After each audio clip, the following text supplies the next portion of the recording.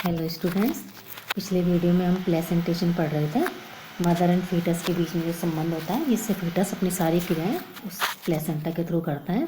तो हम क्लासिफिकेशन पढ़ रहे थे, classification of placenta on the basis of distribution of villi, जिसमें फर्स्ट हमने पढ़ा था डिफ्यूज टाइप, सेकेंड कोटिलिडरी टाइप और थर्ड है अब जोनरी टाइप। इस प्रकार के प्लेसेंटा में जो विलाई हैं वो एक निश्चित वलय में उपस्थित होते हैं। ये वलय ब्लास्टोसिस्ट के मध्य में स्थित होती है और इस तरह का प्लेसेंटा मांसाहारी प्राणियों से कुत्ता, बिल्ली आदि प्राणियों में पाया जाता है।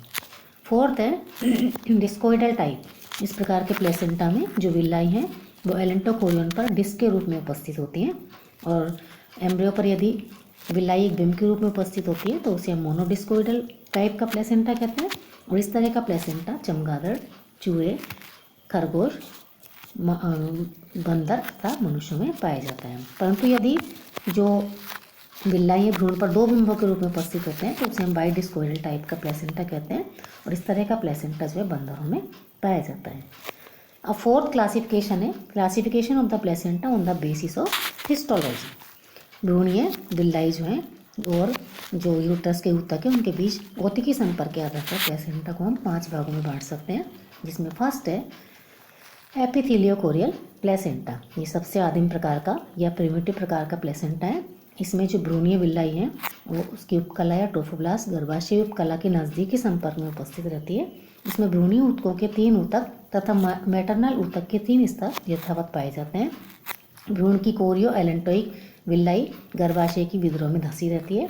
माता के रक्त से भ्रूण के रक्त में पोषक पदार्थों, ऑक्सीजन, उत्सर्जी पदार्थों को आने जाने के लिए 6 अवरोध पार करने पड़ते हैं। इनमें से 3 भ्रूणीय व 3 मात्रक ऊतकों के अवरोध होते हैं, जो कि निम्न प्रकार हैं। सबसे पहले हैं भ्रूणीय अवरोध। फर्स्ट, भ्रूणीय रक्त वाहिकाओं की एंडोथीलियम। सेकेंड, कोरियोनिक संयोजित ऊतक। थर्ड, कोरियोनिक एक्टोडर्म या ट्रोफोब्लास्ट। ये इसमें चित्र में बताया गया है। इस तरह से ये जो है 6 अवरोध जो हैं उसमें पाए जाते हैं।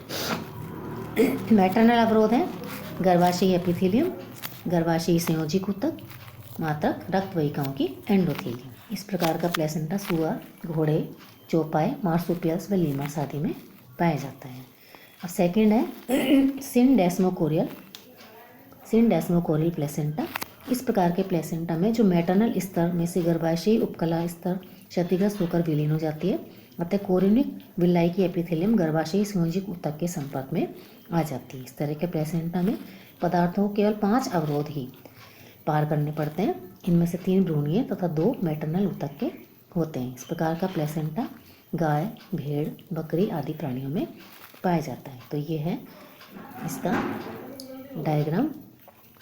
अब थर्ड है एंडोथीलियोकोरियल प्लेसेंटा। इस प्रकार के प्लेसेंटा में जो मैटरनल गर्भाशय उपकला के अलावा संयोजिक ऊतक या म्यूकस स्तर भी क्षतिग्रस्त होकर विलीन हो जाता है, जिसमें कोरियोनिक विलाई सीधे गर्भाशयी रक्त वाहिकाओं के एंडोथेलियम के संपर्क में आ जाती है। इस तरह माता के रक्त से पदार्थों को भ्रूण के रक्त में आने जाने के लिए अब केवल 4 अवरोध ही पार करने पड़ते हैं। इनमें से 3 भ्रूणीय और 1 मैटरनल स्तर का होता है।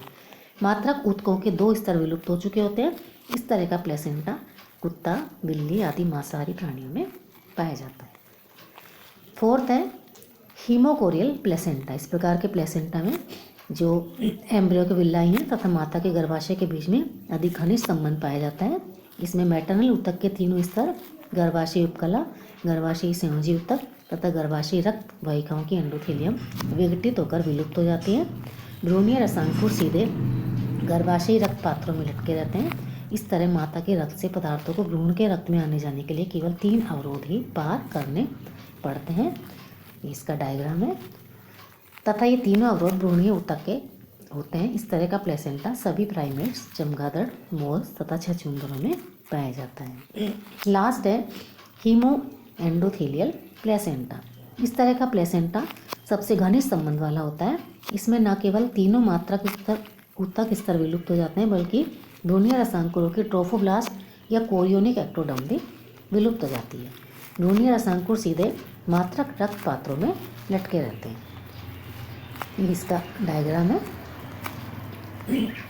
इस तरह माता के रक्त से पदार्थों को भ्रूणीय रक्त में आने जाने के लिए केवल 2 अवरोध ही पार करने पड़ते हैं, क्योंकि इसमें तीनों मात्रक स्तर तथा एक भ्रूणीय स्तर कोरियोनिक एक्टोडर्म भी विलुप्त हो चुके होते हैं। इस तरह का प्लेसेंटा चूहे, गिनी पिग, खरगोश आदि में पाए जाते हैं। तो ये है इसका डायग्राम। इस प्रकार से जो है ये 5 तरह के प्लेसेंटा जो हैं इसमें पाए जाते हैं, जो कि on the basis of distribution of villi. और इसके बाद classification of the placenta on the basis of histology. तो ये हिस्टोलॉजी के आधार पर ये 5 प्रकार के प्लेसेंटा पाए जाते हैं, जिसमें सबसे पहला